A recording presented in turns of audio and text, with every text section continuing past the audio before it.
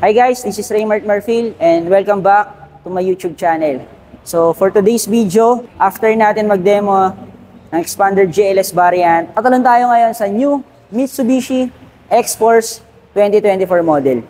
Ito yung pinakabagong unit ni Mitsubishi, no? Malalaman natin dito sa video na to kung ano ba yung features na meron siya at bakit siya yung dapat mong bilhin kahit 5-seater lang siya.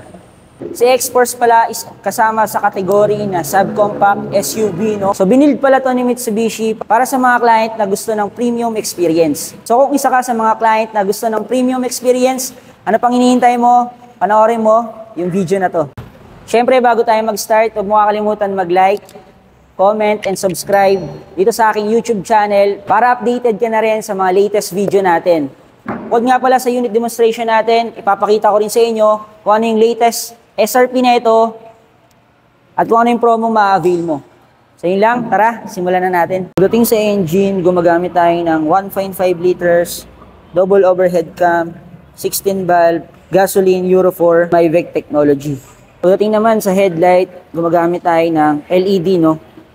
And meron na rin tayong LED na fog light. Ang maganda to sa ating LED na headlight is meron siyang auto high beam. Ibig sabihin, pag naka-high beam ka at meron siyang ma-detect na kasalubong, automatic siyang hihina, no? So, yun yung purpose ng ating automatic high beam. Ito naman yung engine bay ng ating X-Force 2024. Equip pa rin tayo ng ABS and EBD technology. And pagdating naman sa gasoline capacity, meron siyang 42 liters gasoline capacity. At ang kanyang transmission is CVT or continuous variable transmission. Ang advantage naman, pag ang unit is naka-CVT, terms of driving, sobrang smooth niya. Overall length, meron siyang 4,390 mm. Overall width, meron siyang 1,810 mm. Overall height, meron siyang 1,660 mm. In terms of wheels, gumagamit tayo ng 18-inch two-tone alloy wheels. Pagdating naman sa side mirror, gumagamit tayo ng power side mirror. Pagdating naman sa keys, gumagamit pa rin tayo ng KOS or Keyless Operating System. So ito naman yung function ng ating side mirrors. So dito mo siya madedetect kung left or right yung kinokontrol natin, central door lock, at yung auto fold natin. So yun guys, dito tayo ngayon sa steering wheel ng isang X-Force GT, no? So kung papansin nyo, yan, same sila ng mga expander natin na steering wheel. Pero mas pinaganda yung hands-free mode niya. So dito sa side na to, sa side ng kaliwa, meron tayo dyang volume down and volume up. Then pang switch ng mga music, yan. Then itong function na to, yung enter button na to, ito yung pang control dito sa meter cluster natin, no? So napakaganda ng meter cluster natin. So napakalinaw niyan. LED na yung meter cluster natin. So nako-customize siya. Yan, click mo lang to pag gusto mong palitan yung display type. Yan, napapalitan siya. Pwede hindi lang siya basta sa display type, no? Yan, makikita mo rin dito yung sa average. Pag switch mo siya, yan, next mo lang. At dito nakatago yung mga hidden features ng unit natin. So yan, kung mapapansin nyo, meron din tayong driver assistant. So sa GT variant natin, meron siya mga added features. Click nyo lang yung driver's assistance. Then makikita nyo dito, may mga button dyan. So, it's either pipiliin nyo yung FCM. For example, yung FCM natin, ito yung forward collision mitigation. So, ang purpose na ito, pag meron kang nasa harap na sasakyan, so pwede mo siyang iset, depende sa layo na gusto mo. Pwedeng near, far, or middle. So, pag na-reach niya na yung layo na sinet natin, mag-a-alarm siya para makapag-preno ka. So, para maiwasan din yung collision. BSW stands for blind spot warning. Ito naman yung sa side mirror natin, mag-a-alert siya once na may mga paparating or merong mga sasakyan or motorsiklo na nasa blind spot natin. RCTA or Rear Cross Traffic Alert. So, at ito naman, pag yung nasa parking lot ka, pag nakatalikod yung pagparking mo ng sasakyan, at pag-atras lang ang iyong magagawa para umalis. Hence niya, pag meron paparating na sasakyan. So, may iwasan dito ang biglaang collision. Siyempre, since GT variant nga siya, meron din siyang parking sensor. Then, meron na rin tayong LCDN or Leading Car Departure Notification. Ito naman yung pag nasa traffic tayo or nasa traffic light. Nagsi-cellphone tayo pag nasa traffic light. Ang nangyayari is nakakalimutan natin na go na pala. So, minsan nakakaabala tayo sa mga kapwa natin driver. So, para maiwasan yon, kahit na nagsi-cellphone ka sa daan, i-on mo lang to. So, pwede kang mag-set kung early, standard, or later. So, ino-notify ka niya once na umalis yung nasa harap mong sasakyan. So, ganun siya kalupit, no? ASC, ito yung tinatawag na Active Stability Control. Para maiwasan yung oversteer at understeer pagka-curve yung daan. So, magbibigay siya ng additional traction para sa'yo. So, ganun kaganda ang ating X-Force GT. Ang meron sa left side, steering wheel, X-Force GT, no? So, steering wheel pa lang, grabe, napakaganda na, no? Sobrang sulit. Ano ba yung bago sa GT natin? So, same pa rin sa lahat ng variant natin or lahat ng unit natin sa mga expander pataas. Meron siyang cruise control, no? Same pagka-set, click mo yung cruise control, 40 kilometers pataas, pwede mo i-set kung anong speed yung bilis mo. Pero ito, may bago sa kanya. So, meron siya adaptive cruise control. So, kiklik mo lang to, automatic. Kung ano yung bilis nung nasa harap mo, na rin kabilis yung sasakyan mo. So, may iwasan yung foot fatigue. So, automatic niya nang i-adjust yung sarili niya. Kung ano yung driving habit nung nasa harap mo. So, yun. Same pa rin. Meron tayong voice command. Meron tayong answering calls, tsaka pagbaba ng calls. No? So, yun, pagdating sa ating steering wheel, no? Electronic power steering pa rin siya. Tapos, adjustable pa rin to. Tilt and telescopic, no? So, mas mapaprovide niya yung tamang position ng driver natin. So, tapos na tayo sa meter cluster at steering wheel. Proceed naman tayo sa 12 inches SDA ng ating X-Force 2024. So, dito sa taas, ito yung unit details, no? So, meron siyang avionics, no? Makikita mo dito yung tire pressure, injection, coolant, accelerator, or PSI, tsaka torque natin. Then, pwede mo siyang i-swipe para makita mo naman yung altitude, no? Pwede mo rin makita yung driving score mo, no? Pwede mo siyang i-scorean using driving score. Then, swipe mo lang ulit. Fuel economy. Makikita rin dito yung pagiging sa driving habit natin, no? Tsaka, syempre, eco score. Kung nakakatipid ka ba sa gas, yun nga, sa driving habit mo. So, dito, since 12 inches na siya, meron siyang tatlong function kung paano mo i-connect yung phone mo. Siyempre, meron pa rin tayong Android Play Auto, Apple CarPlay, WebLink. Ano ba yung bago sa kanya? Pwede mo siya i-connect wireless, no? Kailangan mo lang i-connect yung Bluetooth mo, then click mo kung ano yung visual mong ginagamit. Ang pagkakaiba lang sa WebLink, pwede ka mag-play ng YouTube. Unlike sa Android CarPlay, Apple CarPlay, limited yung application na ginagamit. So, yun din. Sa wallpaper, no? Adjustable siya. Pwede mong palitan yung wallpaper natin. So, depende yan sa kung anong gusto mo. Ngayon, kung may nakasave kang USB dito, pwede mong ilagay yung picture ng family mo. So, tuwing magloloko ka, joke lang. Maalala mo sila. Joke lang. So, yun. Ang kinaganda pa nito, nung unit natin, naka-Yamaha sound technology na siya, no? So, mamaya, papakita ko sa inyo yung Yamaha sound technology. Pero para iset yung Yamaha sound technology, para magamit mo siya, kiklik ka lang sa settings, siyempre. Siyempre, dapat nagsa-sounds ka para ma-appreciate mo siya, no? So, hindi ko siya ma-record dahil isa lang yung phone ko na gamit. So, punta ka sa sounds. Tapos, pipili ka ng sound type, siyempre. So, yun, meron tayong signature. Yan yung pagka mga bumibirit, yan. Lively, yan. Pagka mga party-party yung ano mo. Or medyo gusto mo ng medyo malakas na konti. Powerful naman, ito yung talagang bibinghin kayo or talagang sino malakas na bass, no? Siyempre, relaxing naman pagka chill type lang yung gusto mo. So, ma-appreciate mo to, promise. Ito yung pinaka best features na meron siya kumpara mo sa ibang unit. Yamaha sound technology siya. Meron siyang 8 speaker, no? So, mamaya papakita ko sa inyo. So, check nyo muna kung gaano kaganda yung meter cluster natin and 12-inch na SDA with dashboard.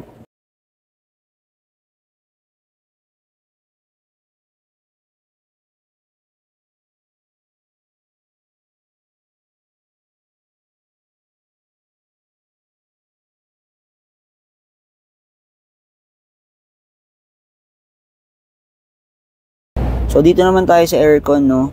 Ano ba yung bago dito sa aircon natin? Siyempre, meron pa rin siyang max cool. Ang bago dito sa aircon natin, meron siyang memory, no. So pwede mo i-set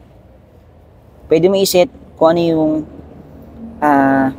desire mong lamig at kung ano yung usually mong ginagawa. So pwede mo siya i-set as a memory, no. Then meron din tayong Nano EX, no. Ano bang purpose ng Nano EX technology natin? Itong Nano EX technology natin is pinifilter out yung hangin natin. Kumbaga, binild tong Nano EX dahil sa COVID. So, pag gumamit kayo ng X-Force, talagang safe lahat ng passenger, lahat ng nakasakay dito sa hangin na nakukuha niya galing sa labas. So, na-filter out talaga siya ng sobra. May filter na yung aircon, finilter out pa ng Nano EX natin. So, search nyo yung Nano EX kung gaano siya kaganda. Same pa rin ang function, no? Digital aircon pa rin tayo. Digital aircon pa rin tayo. Ang nadagdag pa dito, guys, meron na siyang digital aircon pa rin tayo. Ang bago sa kanya is sa GT variant natin, meron pa rin siyang Type-C cable pag magsaksak ka ng charger. Same pa rin, Android Play Auto or Apple CarPlay, pwedeng USB cable.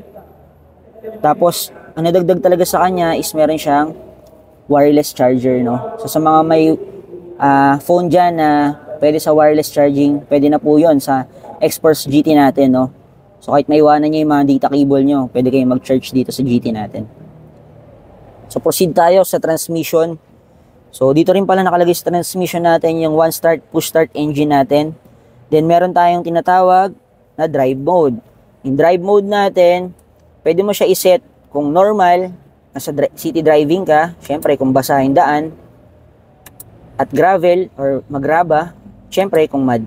So, two-wheel drive lang yung unit natin, pero meron siyang gantong function dahil nga GT variant siya, no? Pa dito, meron siyang electronic parking brake at saka brake auto hold pa rin, no? So, sa mga makakapanood nito, sure naman ako na alam niyo na kung ano yung electronic parking brake at brake auto hold.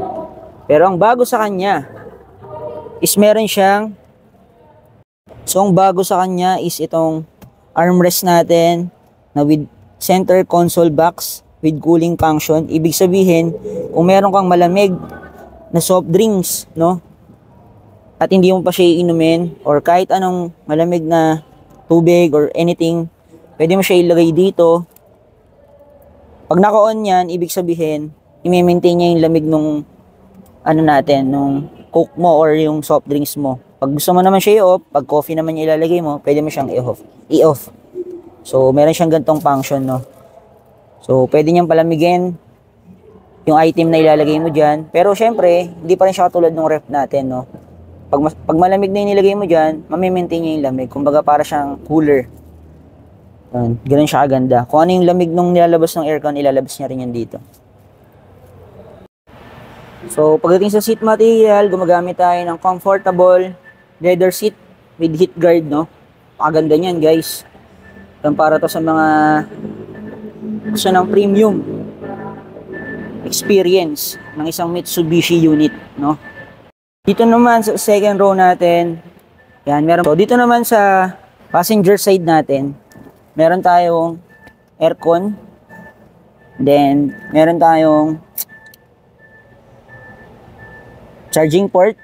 At syempre, yung Yamaha sound technology. So, sa lahat ng pinto, meron siyang Yamaha sound technology. No? So, ganun siya kaganda, guys, no? Ito naman yung view pag nandito ako sa second row. Yan, no? Pagdating naman sa antena, gumagamit pa rin tayo ng fin type antenna. At syempre, meron tayong rear spoiler with brake light. And syempre, since GT variant tayo, lahat ng ilaw na ginagamit niya is LED na. Yun nga, meron tayong power tailgate, no?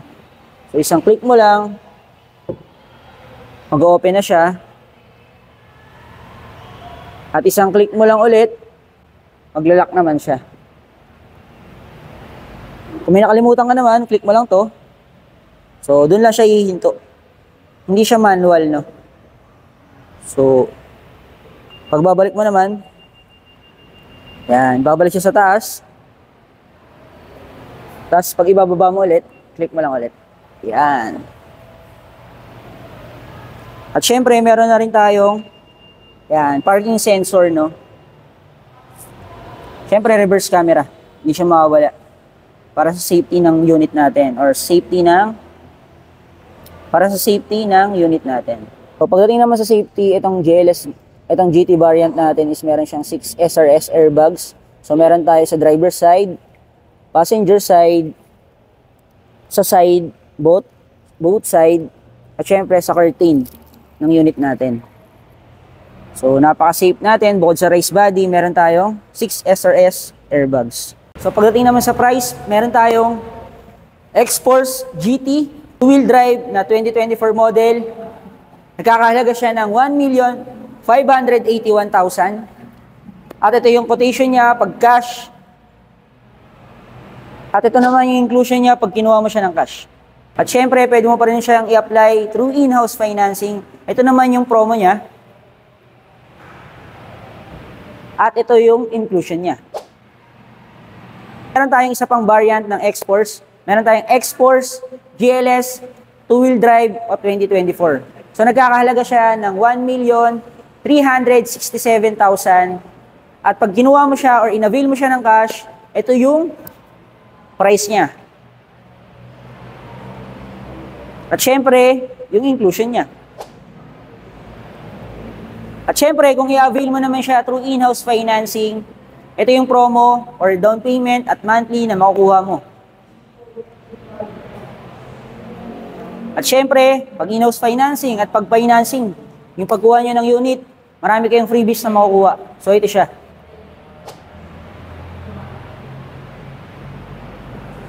At pagdating naman sa color availability, ito yung mga color available sa X-Force natin.